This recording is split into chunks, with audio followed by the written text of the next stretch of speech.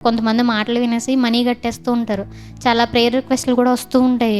నేను ఇలా నమ్మి 5,00,000 కట్టేసానండి అని చెప్పేసి ఇలా మాట్లాడుతూ ఏడుస్తూ ఉంటారు.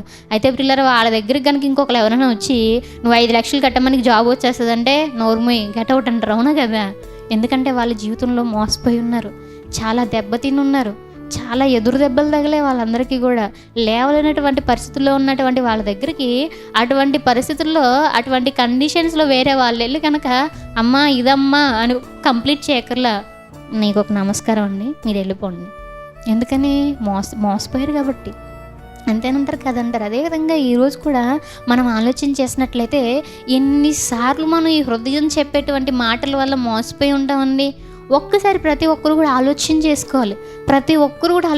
ఎన్నిసార్లు మోసపోయి ఉంటారు?